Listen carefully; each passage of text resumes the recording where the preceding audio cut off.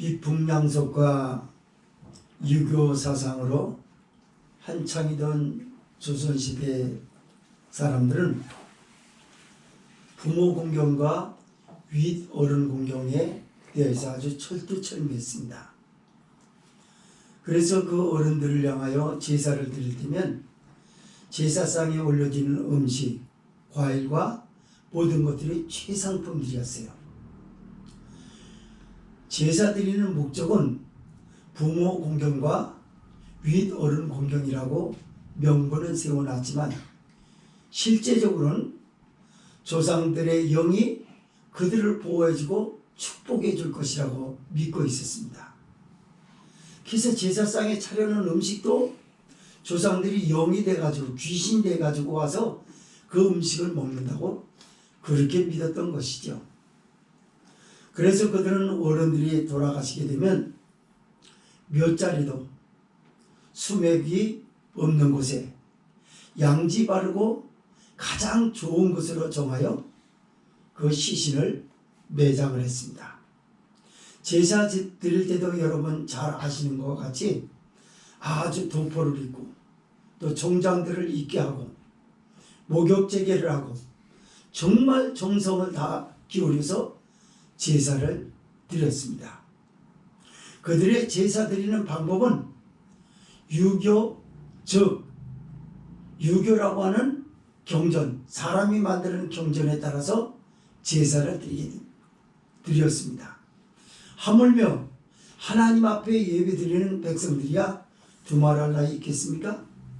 우리는 사람의 손으로 만든 경전으로 드리는 것이 아니라 우리는 성령에 감화 감동된 저자이신 성령이 주셨던 하나님의 말씀을 가지고 예배를 드립니다.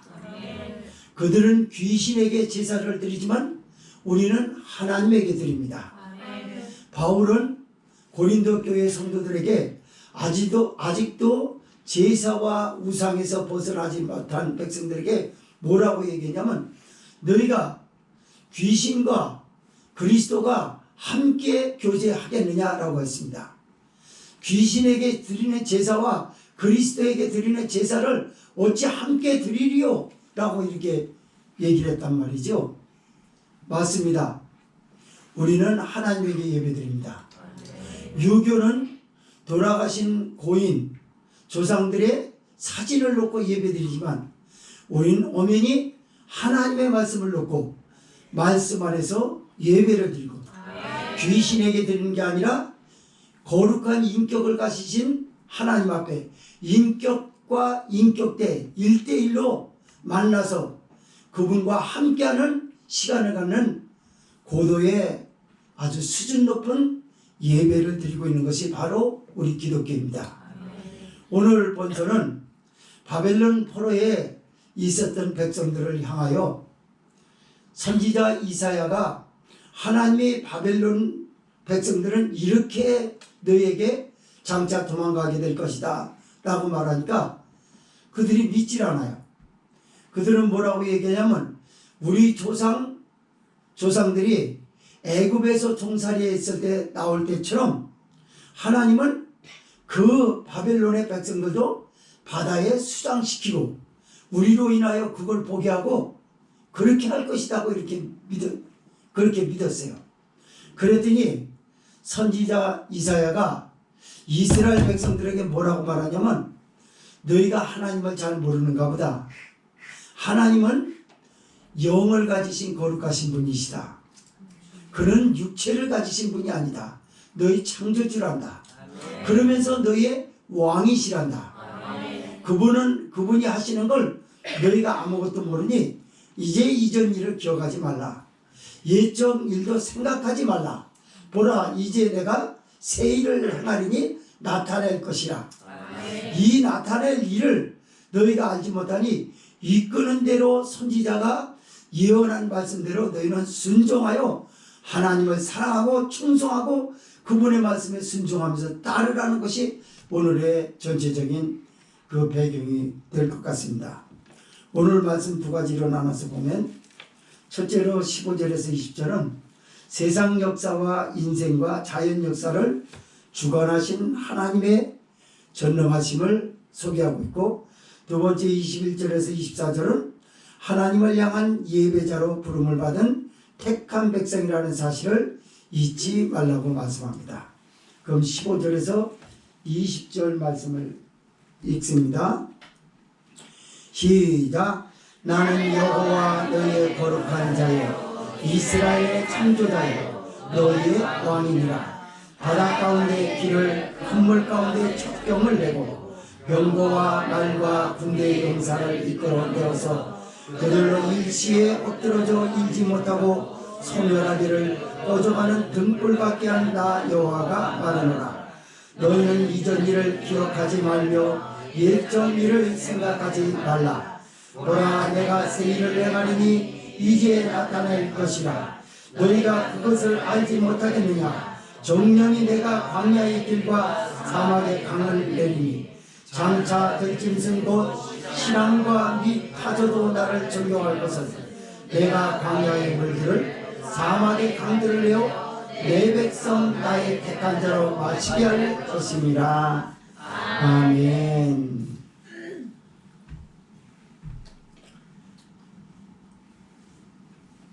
당시 이스라엘 백성들이나 오늘날 기독교인들은 하나님에 대한 신실성이 많이 낙후되어 버렸어요. 그러니까 하나님을 향하여 신실하게 믿는 믿음을 보이지는 못합니다. 이유는 뭐냐 하니까 하나님의 역사가 즉각 나타나지 않는다는 것과 내가 마음에 원하는 대로 흡족하게 때에 맞게 인도하는 것이 없다는 것이 이것이 불순종의 이유가 됐던 것입니다. 그래서 선지자 이사야는 그들에게 하나님에게 기도하다가 그들에게 하나님에 대해서 어떻게 말해야 될 것이냐, 어떻게 예언해야 될 것이냐 곰곰이 생각하다가 받은 계시가 15절 말씀입니다. 나 여호와는 너희의 거룩한 자요 이스라엘의 창조자요 너희의 왕이니라 라고 말합니다. 제일 먼저 거룩한 분이라고 그러고 창조자라고 그러고 왕이라고 말씀을 합니다. 여기서 우리가 귀띔해 볼 때는 아주 중요한 단서가 담겨 있습니다.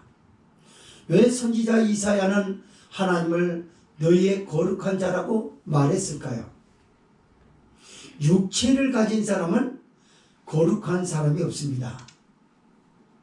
예수님께서 육체를 가지셨으나 거룩한 것은 아버지의 영이 그와 함께 하셨기 때문에 거룩한 것이지 육체를 가진 이는 거룩하지 않습니다. 영을 가졌어도 하나님의 피조된 자들은 결코 거룩할 수가 없어요. 그래서 이스라엘 백성들에게 말하기를 너희가 가졌던 육체를 가졌던 하나님으로 너희는 보지 말라. 그 하나님으로 보려고 했기 때문에 너희 조상들이 우상을 숭배하는 금송아지를 만드는 실수를 범한 것이다. 하나님은 눈에 보이지 않는다. 영이시다.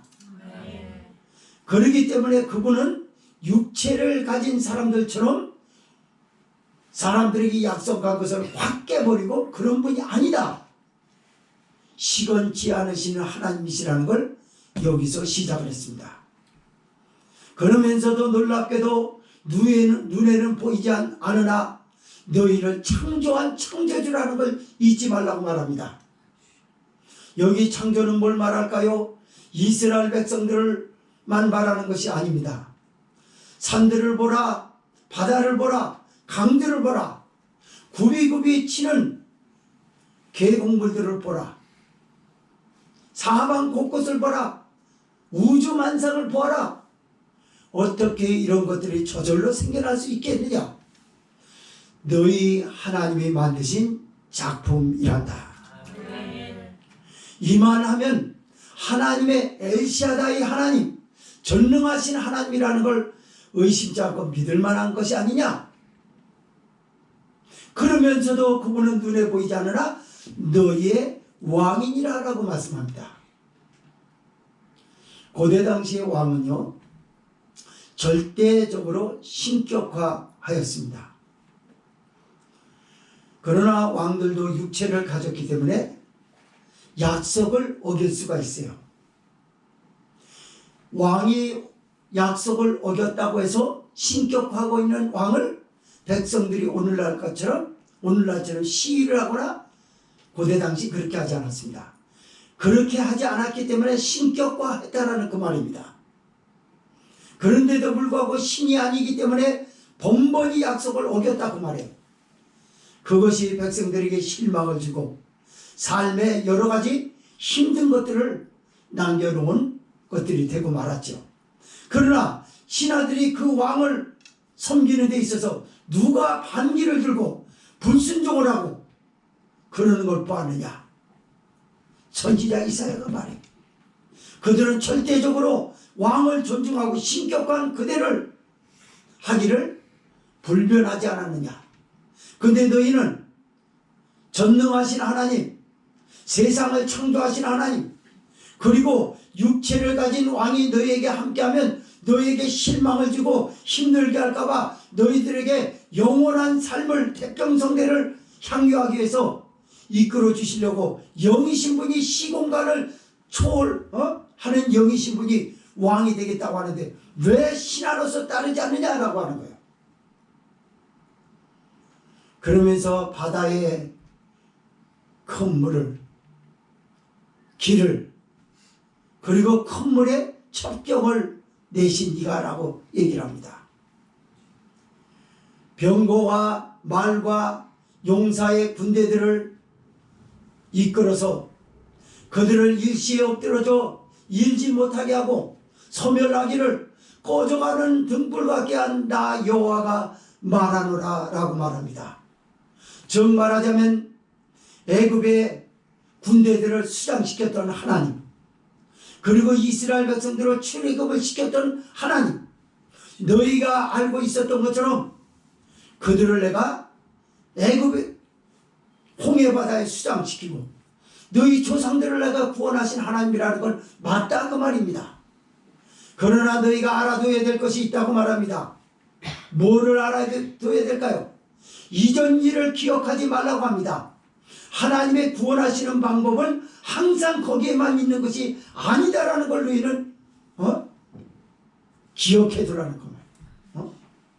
옛적 일을 생각하지도 말라고 말합니다. 보라, 내가 새 일을 행하리니 이제 나타날 것이라.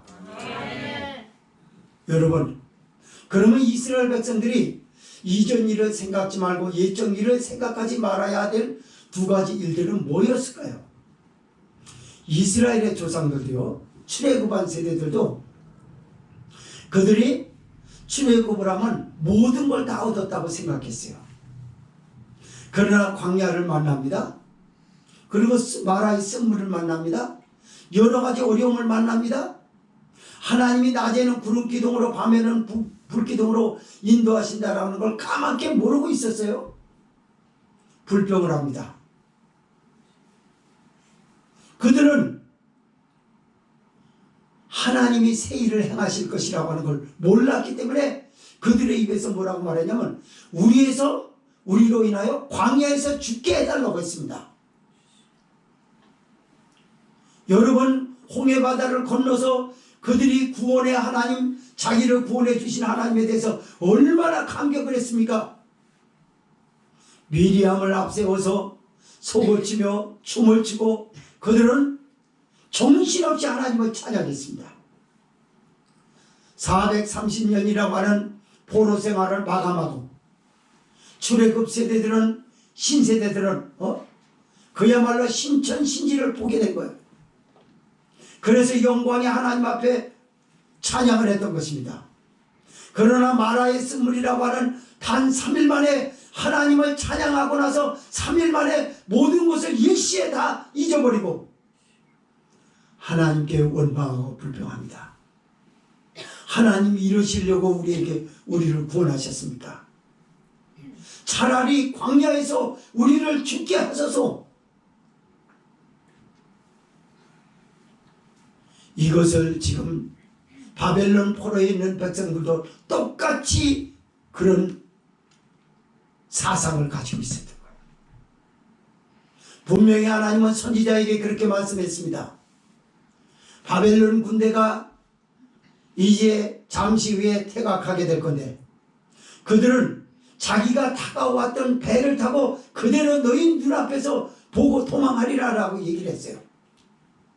그러나 그는 이스라엘은 그걸 보고 싶지 않다는 거예요. 왜 하나님의 배를 타고 도망가게 내버려둡니까? 하나님은 바로의 군대도 홍해바다에 수장시켰습니다. 이제 티그리스강, 유프라데스강에 바벨론 군대도 그렇게 그대로 수장시킬 것입니다. 그때 하나님이 그랬어요. 너희는 선지자에게 너희는 이전 일을 생각지 말라. 예전 일을 생각지도 말라. 보라 내가 새 일을 행하리니 새로운 일을 하겠다는 거예요. 왜 새로운 일을 하겠다고 했을까요? 좀 전에 말씀을 드렸던 것처럼 이스라엘 백성들이 이전 일을 생각하고 예전 일을 생각하지 말아야 될 것은 그들이 홍해바다의 1세대들이 홍해바다에서 애국 군대가 죽고 자기들이 구원받았을 때 모든 걸 다 얻었다고 생각했거든요. 그러나 광야를 걷게 될 줄은 몰랐어요. 광야에서 어떻게 먹고 살지? 하루 이틀도 아니고 거기에 어떻게 우리의 거주지를 정하지? 하나님이 낮에는 구름기둥으로 밤에는 불기둥으로 농사짓지 않아도 만나를 주시고 고기를 먹고 싶을 때 메추라기를 주시는 하나님에 대해서 까맣게 모르는 거예요. 이게 그들 세대들에겐 새 일을 행하시는 하나님의 역사였습니다.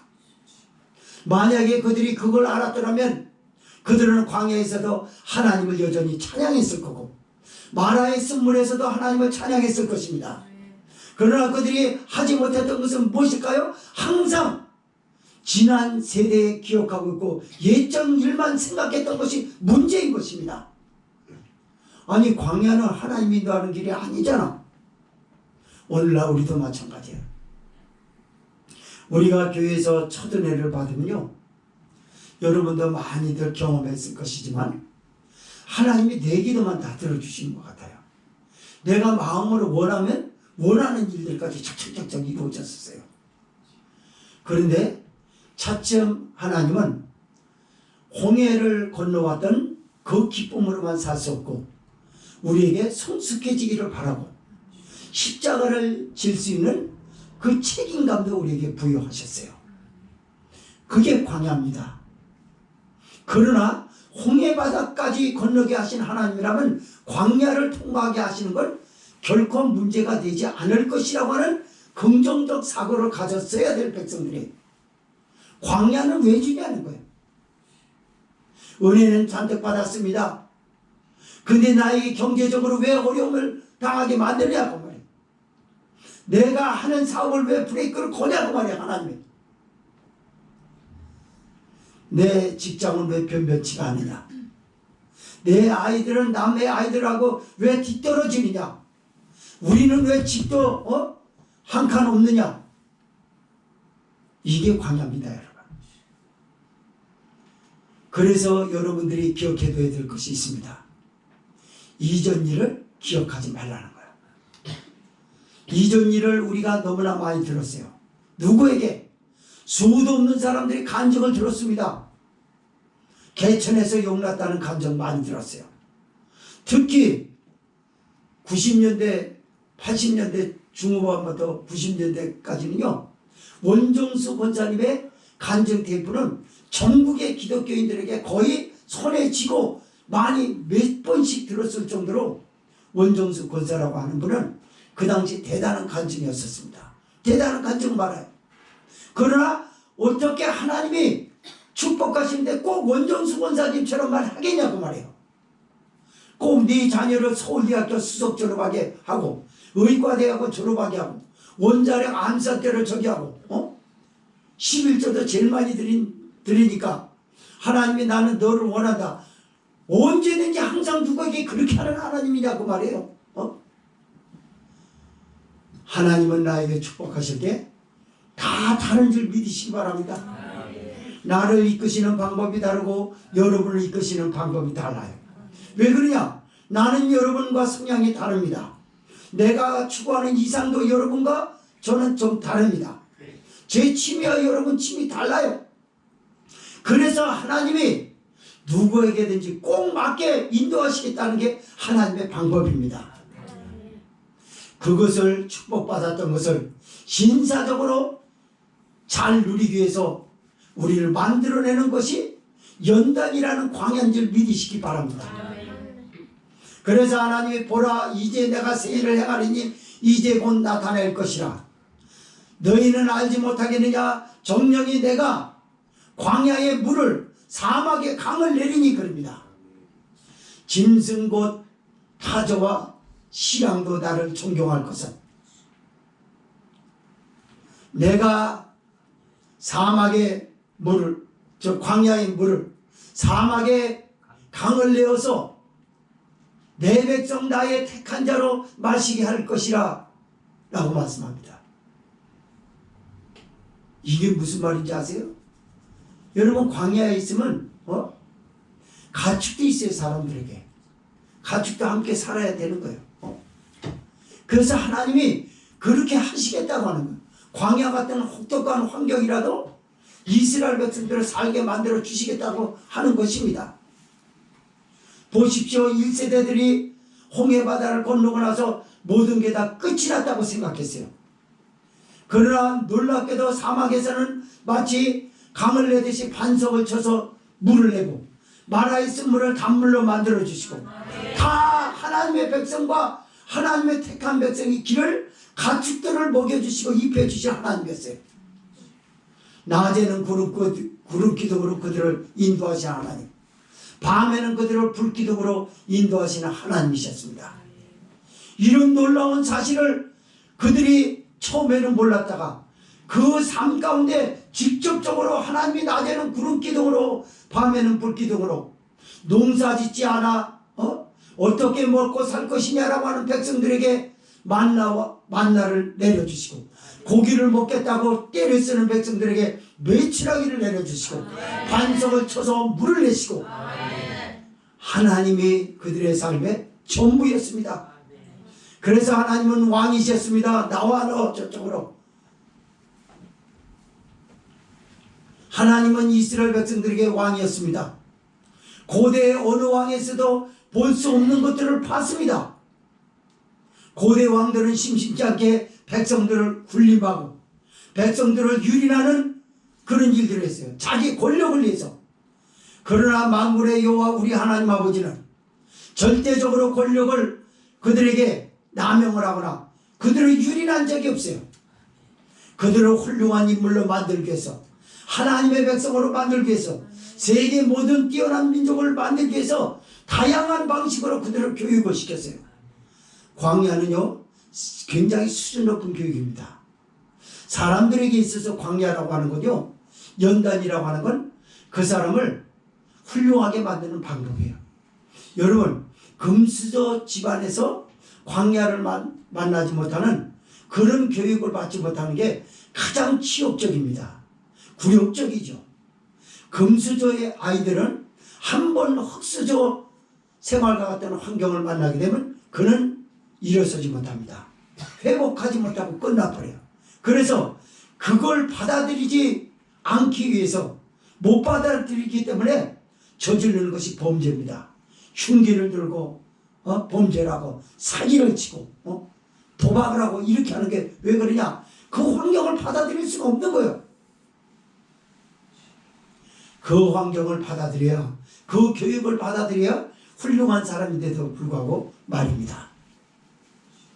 그러나 가난한 사람들이 위대한 것은 무엇일까요? 그들은 보통 천편일률적으로 모든 사람에게 보편타당하게 주어진 교육이 아니라 어떻게 보면 투철한 교육을 받고 있어요. 밥을 굶으면서 밥 먹는 기쁨이 뭔지를 압니다.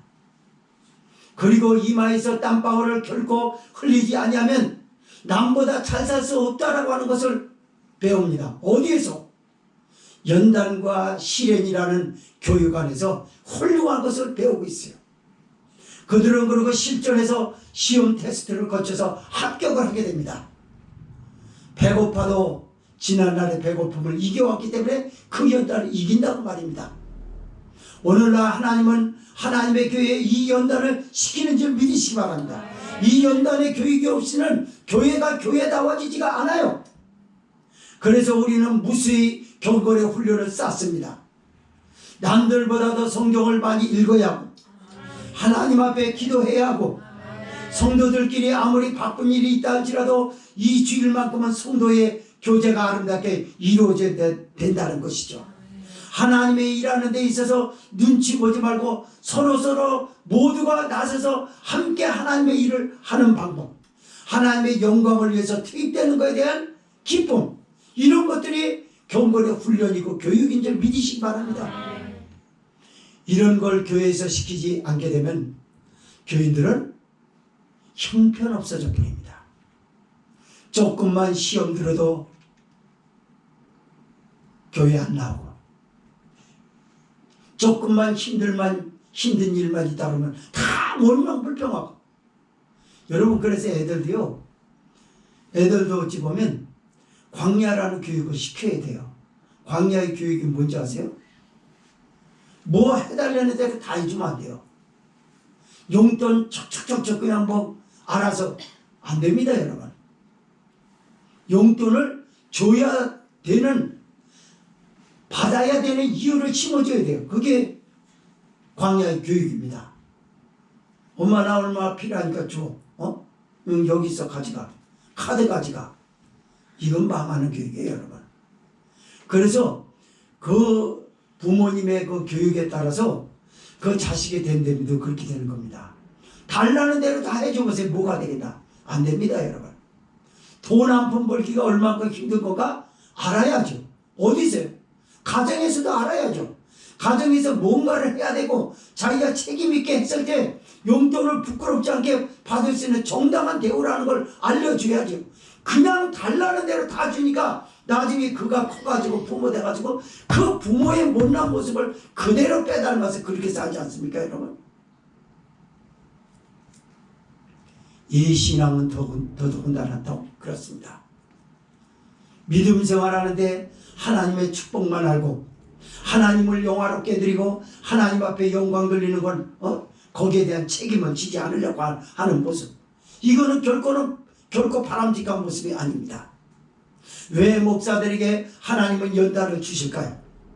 연단의 교육을 받아야 목사가 될 수 있고 강대상에서 실감나는 설교를 할 수가 있어요. 자기의 삶을 말할 수가 있는 것입니다. 살아보지 않는 걸 무턱대고 전하게 하시는 하나님이 아닌 겁니다, 여러분. 그래서 내가 배고픔을 겪어보고 아파보기도 하고 사고를 당해보기도 하고, 그리고 이때 하나님을 내가 얼마나 찾았던 사람이냐 찾지 못했던 사람이냐라고 하는 걸 실제적으로 다 경험한 것을 몸소 교육으로 배기하고 이단에 구별시킨 하나님이길 믿으시기 바랍니다. 그래서요, 신학을 하는 사람들은요 영성 교육이 가장 훌륭합니다. 신학 교육이 영성 교육은 아니거든요. 훈련을 받아야 돼요. 교회에서 여러 가지 훈련을 받아야 됩니다. 질서를 배워야 되고 자기가 서야 될 자리를 알아야 되고 옳거나 하는 행위 같은 걸 하지 않는 걸 배워야 되고, 배우는 게 무척 많아요. 힘든 게 얼마나 힘든 거 말도 못해요. 얼마나 힘들면 도망을 다니겠습니까? 도망을 치겠어요. 도망을 치지 않으면 안 될 정도로 그렇게 힘들게 할 때도 있었거든요. 맞습니다. 그러나 도망쳐도 하나님은 할 걸 다 합니다. 거기 가서도 하게 하고 여기 가서도 하게 하고, 여기서 빠뜨리면 저기 가서 2배로 쳐요. 2배로 훈련을 시킨다고요. 그래서 하나님은 어디나 계셨던 하나님이십니다. 왜 하나님이 광야에 물을 내고 사막에 강을 내요? 내 백성 나의 택한 자로 마시게 할 것이라 라고 얘기했겠습니까? 광야에서 물 없이 어떻게 살겠어요? 광야에서 짐승이 물 없이 어떻게 살겠어요? 이 말은 광야에 물을 내겠다는 그 말을 얘기하려는 게 아니라 광야에서 생명이 존재할 수 있는 방법은 물이기 때문에 너희 하나님이 너희 생명을 책임질 것이다 라고 하는 이스라엘 백성을 향한 약속인 줄 믿으시기 바랍니다. 그래서 바벨론 포로에 있다고 해서 서러워하지 말라 그 말이에요. 하나님은 반드시 새 일을 행하십니다. 하나님은 여러분을 이끄실 때 새 일을 행할 줄 믿습니다. 이전에 하나님 앞에 응답받았던 그 기억을 버리시길 바랍니다. 다만 가져야 될 부분은 하나님이 그때 나한테 응답하셨지, 그래서 어려움을 극복하게 하셨지, 요 정도로만 하세요. 그때 얼마 주셨지, 그때 누굴 만나게 하셨지, 이걸 여기다 집어넣으면 또 그 사람 만나려고 그래요. 그 사람이 하나님인 줄 알고. 아니요. 그래서 옛적 일을 생각지도 말라라고 했던 것입니다. 비록 내가 섰던 환경이 광야와 같아도, 내가 가야 할 길이 사막과 같아도 문을 내시는 분은 하나님이시오. 길을 내시는 분은 하나님이신 줄 믿으시기 바랍니다. 여러분, 삶에 어려움이 있다고 낙심하지 마세요. 하나님이 책임지십니다. 두 번째 말씀 보겠습니다. 두 번째 21절에서 24절의 말씀은 이 백성들을 축복해 주시려고 하는 건 예배자로 하나님 앞에 부름을 받은 택한 백성이라고 21절에서 24절 말씀하고 있습니다. 21절에서 24절 읽습니다. 시작. 이 백성은 내가 나를 위하여 지었나니 나의 찬송을 부르게 하려 함이니라. 그러나 야곱아 너는 나를 부르지 아니하였고 이스라엘아 너는 나를 괴로워하였으며 네 번째 양을 내게로 가져오지 아니하고 네 제물로 나를 공경하지 아니하였느니라. 나는 이물로 인하여 너를 수고롭게 아니하였고 유향으로 인하여 너를 괴롭게 아니하였거든. 너는 나를 위하여 돈으로 향품을 사지 아니하며 희생의 기름으로 나를 흡족게 아니하고 네 죄짐으로 나를 수고롭게 하며 네 죄악으로 나를 괴롭게 하였느니라. 아멘. 왜 하나님은 불순종하는 이스라엘 백성들을 끝까지 포기하지 않으셨을까요? 하나님은요, 그들을 지으신 목적이 하나님 앞에 찬송을 부르게 하려 하심이라. 할렐루야. 즉 예배자로 불렀다는 거예요. 예배자로. 우리가 예배자라고 부름을 받아서 이 자리에 섰다는 것 얼마나 하나님 앞에 큰 영광인지 몰라요. 감사 박수 한번 칠까요? 하나님 감사합니다. 정말 감사한가요? 왜 예배자로 부름을 받았다는 걸 감사할까요? 예배는요, 하나님이 우리에게 만나주시겠다고 약속하신 특명인 줄 믿으시기 바랍니다. 이스라엘 백성에게 성전에서 만나주시겠다고 약속한 자들, 여기는 예수님의 피로 구별된 건물이고 이 장소에서는 성령님이 계십니다. 그리고 말씀으로 오셔서 우리에게 인격 대 인격으로 만나보고 싶어 하는 거예요. 그래서 요한복음 4장에 우물가의 여인에게 예수님께서 말씀하셨던 것입니다. 뭐라고요? 너희가 아버지께 신령과 진정으로 예배할 때가 오나니 곧 이때라. 하나님 아버지는 영이시니 예배하는 자가 신령과 진정으로 예배할지니라 라고 말했습니다. 왜 하나님은 영이시니 예배하는 자가 신령과 진정으로 예배할지니라 라고 했을까요? 아까 이사야 선지자가 이스라엘 백성들에게 하나님은 거룩한 자요, 즉 육체를 가지신 분이 아니라 영이신 하나님이라고 했어요. 그런데 여기서 지금 얘기하지 않습니까? 너는 육체를 가지고 하나님을 만나려고 하지 말라고 말해요. 신령과 진정이라는 얘기는 뭐죠? 육체가 아니라 영과 진리를 말하는 거예요. 신령은 영을 말합니다. 성령이 이끌리는 거. 그리고 우리 영이라는 게 있잖아요. 내 영이 주를 찬양합니다 라고 한 것처럼 우리에겐 영이 있거든요. 하나님의 영과 직관할 수 있는 계시를 받을 수 있는 영이라는 게 있다고요. 그 영을 가지고 있는데 그 영에 성령에게 붙들려서 진리의 말씀에 아멘으로 듣고 그 진리의 말씀대로 결심해서 살겠다고 순종하겠다라고 하는 그 믿음을 가지고 하나님 앞에 지금 드리라. 그게 영과 진리예요. 그걸 성경에서 신령과 진정이라고 얘기했습니다. 문제는 신령과 진정으로 예배를 드려야 하나님을 만나는데 놀랍게도 22절에 이렇게 말씀을 합니다. 시작. 그러나 야곱아 너는 나를 부르지 아니하였고 이스라엘아 너는 나를 괴로워하였으며 라고 말합니다.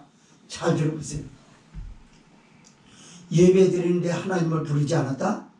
하나님 만나시겠다고 그러는데 만나려고 하는 사람 불러야 될 거 아니에요. 그래 만날 거 아니에요?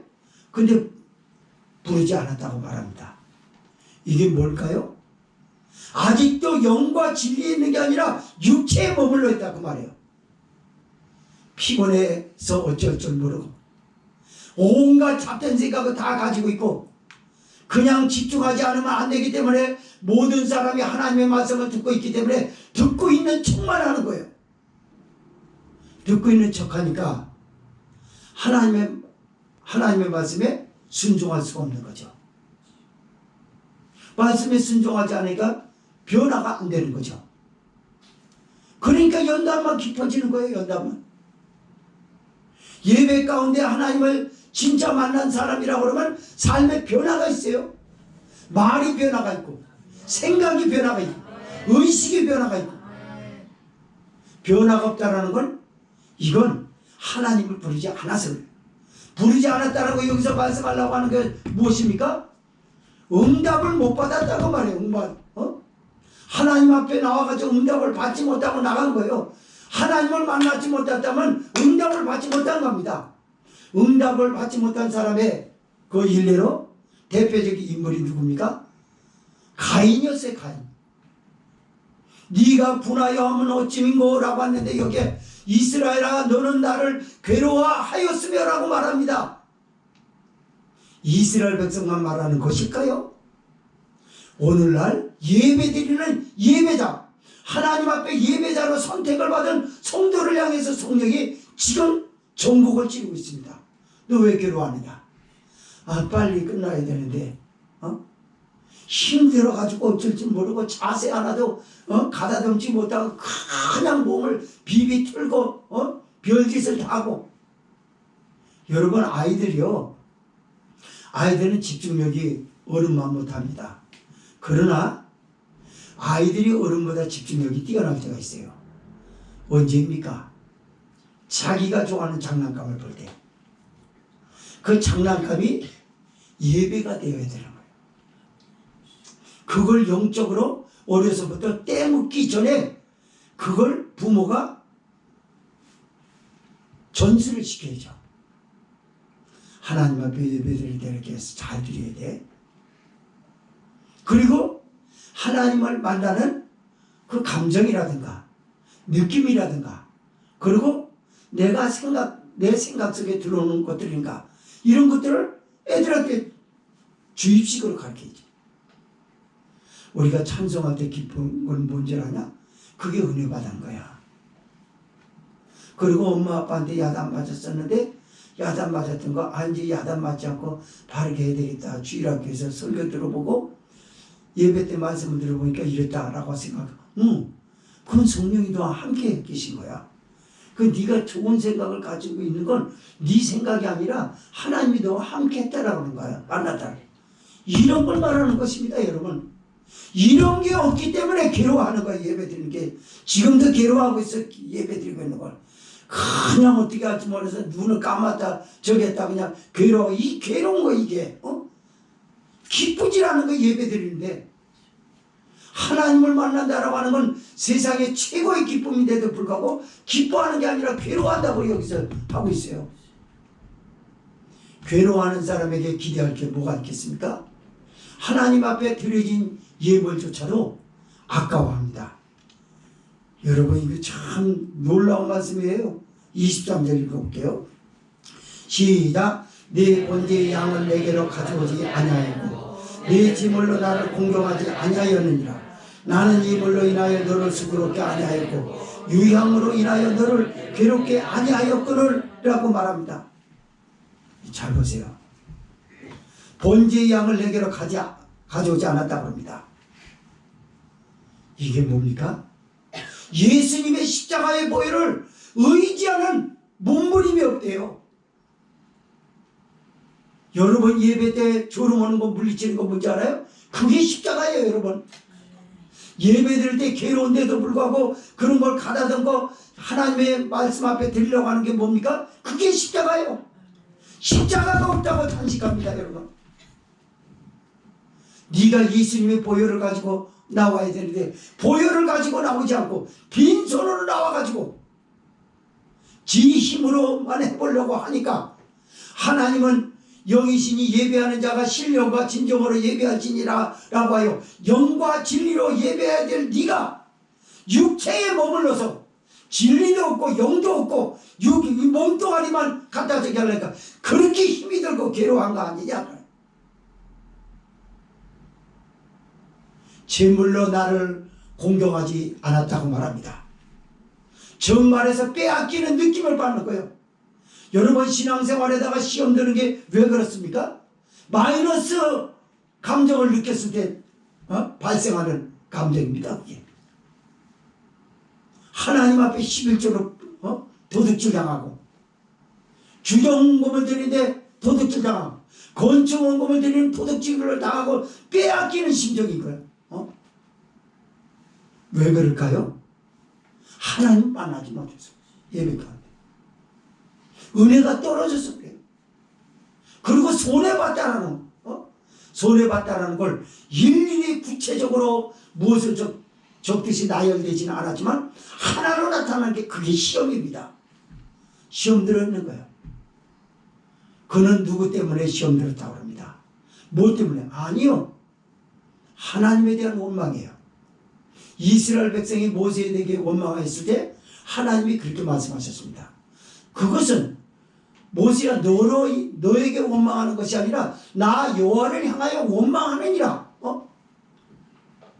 자기가 수도 없는 신앙생활하고 예배를 수도 없이 드렸어도 하나님 만나지 못하고 육체로만 가지고 나와서 어린 양이신 번제물인 예수님의 피를 가지고 나와서 하나님 앞에 예배 드린 게 아니라 그냥 지 힘으로만 하려고 하기 때문에 그런 감정을 느끼는데도 불구하고 자기 책임인데도 불구하고 모든 책임 전가를 하나님 앞에 전가시키는 거예요. 왜 하나님 저 사람은 밤은 주고 난 안 줍니까? 저 사람은 축복 주시고 왜 나는 안 줍니까? 하나님 저 사람은 은혜 많이 받았는데 나는 왜 은혜 안 줍니까? 네가 육으로 있어서 그러지. 육으로 강대상에서 지금 성령이 교회에게 하시는 말씀을 좀 들어봐라.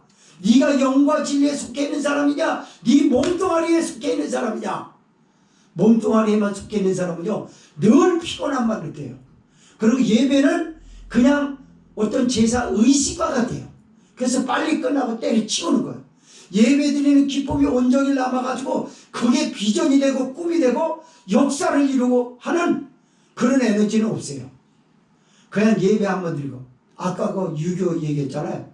제사 드릴 때 돋보 있고 제사 드리는데 와가지고 머리도 안 감고 뽀쩍머리 부정탄다고 맞아요. 거기서 우리 어려서 기침했다고요. 기침도 그냥 한 게 아니라 여기 걸려서 기침만 하는데 어떡합니까? 딱이 한 대 맞았다니까요. 한번 여기 세게 맞았어. 이거 돌아갈 정도로. 근데도 맞고도 계속 기침 나와. 그냥 엄마가 이거 한 대 조박더니 저기 가자고 저기 가 있다고 그러면서 또 조박더라고. 2대 맞잖아요. 계속 기침 나오더니 희한하게. 여러분 기침 나올 때 지하철 탈 때 목이 간질간질합니다. 깔깔하고. 그래서 기침 안 하려고 자꾸 침 생기거든요. 희한하게 더 나오네 그때. 그리고 계속 기침하면 요즘은 뭐 좀 덜하지만 코로나 때는 기침했다 그러면요 다 쳐다보고 자리 얻고 싶은 사람 남의 자리 빼앗고 싶으면 계속 재채기하면 돼요. 그 앞에서 이래 보세요. 다 도망갑니다. 어쨌든 간에 제가 말씀을 드리고 싶은 것은 뭐냐면 예수님의 피가 없는 예배, 그것이 그 사람을 그렇게 힘들게 한 거예요. 그래서 선지자가 총곡을 찌릅니다. 네가 언제 그 피를 가지고 와봤냐? 그리고 제물로 나를 공경해봤냐? 공경은 뭡니까? 말 그대로 공경이라는 게 뭐죠? 받들어 섬겨서 감사하고 경외한다라는 의미예요. 그런데 돈 뺏기는 기분이잖아요. 똑같이 드리는데. 하나님 나 11조 드렸잖아요. 네가 그거 나한테 드렸냐? 공경했냐? 다 빼앗긴다고 생각했잖아. 아이고 이거를 저축 같은 거 들었고 보험 들었으면은 지금 따박따박 연금도 타먹을 수 있는 거리가 될 텐데 다 뺏겨버리네? 또 그랬잖아 지금. 예물로 공경하지 않았냐? 나는 너로 인하여 예물로 수고롭게 아니하였으며 유양으로 너를 괴롭게 아니하였거니라고 합니다. 무슨 말이죠? 내가 돈 벌 재능을 너한테 준 적이 없느냐? 돈 벌 그 노동력 같은 힘을 내가 너한테 주지 않았느냐? 건강이 전혀 너는 없었느냐? 지금 그걸 묻고 있는 거야. 내가 돈 버는데 너 벌지 못하게 하고 헌금을 드리지 못할 정도로 빡빡하게 돈 한 푼 손에 쥐지 못하도록 내가 너를 여건을 그렇게 만들었냐? 그 말입니다 여러분. 유향으로 너를 괴롭게 아니하였다고 그래. 유향은 뭐죠? 향기롭게 올리는 거 하나님의 영광. 너는 기쁜 감정도 없냐? 늘 뿔따고 나가지고 심술보가 여기 잔뜩 들어가가지고 괴로워가지고 찡거리고 있고 저렇게 하품이 나오고 있고 이러고 있고 내가 그렇게 만들어놨어? 즐겁고 감격스럽고 영광 돌리는 기쁨 희락을 누가 줬냐? 내가 너한테 안 줬냐고 말이에요. 그런데 왜 너는 그게 없냐? 예배 때 마음이 기쁜가요? 마음에 평강이 있는가요? 희락이 있는가요? 이거는 굉장히 중요합니다. 이것이 없었던 아벨은 은혜 받은 가인은 참 은혜 받은 아벨을 죽이고 싶었어요. 아벨은 죽으면서도 하나님 앞에 영광을 돌렸습니다. 그의 기쁨은 말할 수가 없는 거예요. 이 창세기 4장만 보더라도 충분히 알 수 있지 않느냐라고 말합니다. 내가 너한테 감정을 다른 사람처럼 고상하게 주지 않았느냐? 감정이 고상한 것도 뭐고? 감정을 고상하게 하는 건 그 사람의 인격에 달려있는 거예요. 인격이 가다듬어진 가운데서 이걸 잘 정화시켜서 표출해야지. 있는 대로 그냥 욕심대로 화대로 다 표출한다고 그러면 그 감정은요 사람도 죽이기도 해요. 자기도 죽이고. 그러나 그걸 조절해서 정화시켜서 내보내면 그게 하나님 앞에 영광이요. 나도 기쁘지만 상대도 기쁘게 될 줄 믿습니다. 24절 읽고 정리하면서 마치겠습니다. 시작. 너는 나를 위하여 돈으로 형품을 사지 아니하며 희생의 기름으로 나를 흡족해 아니하고 내 지짐으로 나를 수고롭게 하며 내 죄악으로 나를 괴롭게 하였느니라 라고 말합니다. 다 죄라는 거예요. 그러니까 돈으로 형품을 사지 않았다는 거예요. 여기 돈은 우리가 말하는 그 돈 말하는 게 아니에요. 내가 기쁨을 왜 뺏겨버렸지? 어디다 잃어버렸지?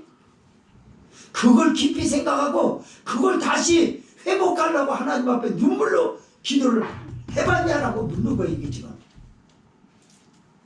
내가 번제로 희생의 기름으로 나를 흡족해 아니하고 예수님이 나의 죄 때문에 죽으셨는데 그 예수님의 보혈로 죄사함을 받은 백성으로서 주님은 그때 마음이 얼마나 아프셨을까? 이걸 생각하면서 예배 드리면서 내가 예배 자칫 방향이 흐트러지고 자세가 무너질 수 있는 것을 주님을 생각하고 이기고 그렇게 하면서 그렇게라도 하면서 하나님을 협족하게 한 적이 있느냐라고 물어봐요. 여러분이 예배 드리다 졸고요 힘들 때 이거 딱 저기 하고 그랬을 때 그걸 막 이기려고 할 때요 하나님이 흡족해 하신대요. 여기서 보고 아이고 나한테 예배 드리려고 저러고 있구나.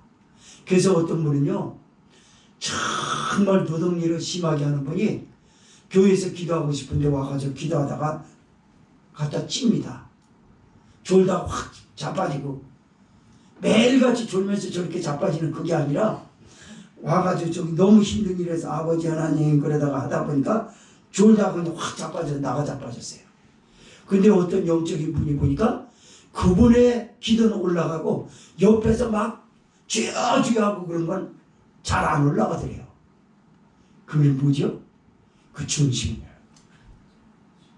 진심을 드렸거든요. 어떤 때는요 하나님의 성전에 안고 와서 자는 것도 하나님의 은혜일 수 있어요. 여러분 요걸 교묘하게 사용하지 않기를 바랍니다. 아 자는 게 은혜돼 나는 은혜 충만하게 살아야지. 그거는 특별한 누군가에만 해당되는 거예요. 죽을 만큼 힘들고 졸음이 와서 견딜 수 없는데 그래도 하나님은 좋아서 말씀을 듣다가 6시간 동안 설교 안 끝나서 다락에 떨어지는 유두고처럼 그건 하나님의 기쁨이 되는 거예요. 그런데 잠시도 못 자게 하고 사도신경 하다 눈 그냥 막 절도하는 것처럼 하얗게 뒤집어져서 이렇게 하고 기도만 하면 졸고 그게 하나님이 받으실까요? 그게 괴롭게 하는 거예요. 그래서 네가 나를 네 죄로 인하여 나를 괴롭게 하고 죄짐으로 나를 힘들게 했다라고 여기서 표현하기를 내 죄짐으로 나를 수고롭게 하며 내 죄악으로 나를 괴롭게 하였느니라. 모든 게 죄라는 거예요. 그래가지고 이걸 숨기고만 있는 거예요. 그게 죄라는 게 몰라요. 예배를 엉터리로 드리고 있는 것은 죄라고 생각하는 사람들이 별로 많지 않거든요. 죄입니다. 여기서 말씀합니다. 그런데 그게 죄인지 몰랐어요. 그리고 한두 번 한 게 아니라 오랜 세월 했어요. 그러니 그게 하나님이 기도하는 거야. 아이고 또 나한테 죄를 짓는구나. 저렇게 괴로워하고 안 다니면 지옥 갈까봐 그 지옥 갈까봐 천국이라도 가보려고 저렇게 몸부림을 치고 있구나. 한 번도 기쁘지 아니하고 하나님을 만나지 못해가지고 빈손으로 돌아가는 그를 보고 안타까운 표현을 그렇게 한 거야. 죄짐으로 하나님을 수고하게 만들어요. 예수님을 또 다시 한번 죽여달라. 예수님은 한 번 죽으심으로 인해서 율법의 모든 희생 양들을 바치는 것을 모두 성취시킨 분인데 주님이 다시 한번 죽어주시기를 바라는 거야. 그 사람 때문에. 말씀의 결론을 맺습니다. 성도 여러분, 하나님이 우리를 구원하시고 축복하시는 방법은 다 다릅니다. 어떤 사람은 잠자다 구원을 받고 어떤 사람은 때로는 교통사고를 당해서 구원을 받을 경우도 있어요. 어떤 사람은 물에 빠져 죽기도 하고 항공기 추락으로 구원받는 사람도 있고 다양합니다. 누가 어떻게 될지를 몰라요. 그리고 하나님이 축복해 주시는 방법도 다 다양합니다. 그렇게 하나님 앞에 충성하고 순종해야 될 백성들이 충성과 순종심을 버렸는데도 불구하고 왜 그렇게 포기하지 않으시나 그랬더니 그거를 지으신 목적은 나의 찬송을 부르게 하려 하심이라. 예배자로 불렀다고 하나님 그래요. 왜냐? 그래서 하나님이 예배 때 내가 널 만나 주겠다는 거예요. 그러나 예배 때 와서도 네가 나를 부르지 아니하였고 예배 때조차 와서도 나 때문에 너 괴로워하는 그 모습을 보니까 내가 가슴이 아프다. 네가 나 하나님 앞에 내 아들 피를 가지고 와가지고 드리기를 해봤냐. 돈을 가지고 나를 공격해서 기쁜 마음으로 하나님 내가 이 예물을 드리게 돼서 너무 감사합니다. 그 감격이 있긴 하냐. 전부 빼앗기는 심정으로. 그리고 수도 없는 죄를 짓고 해도 그게 죄인지를 모르고 안고 있으면 내가 괴로워 죽겠다. 내 지짐으로 나를 왜 수고롭게 하냐. 내 죄로 인하여 나를 왜 괴롭게 하느냐. 너 한 사람으로 족까지 나를 왜 괴롭게 하냐. 이게 예배를 잘못 드렸을 때 일어났던 일들이었어요.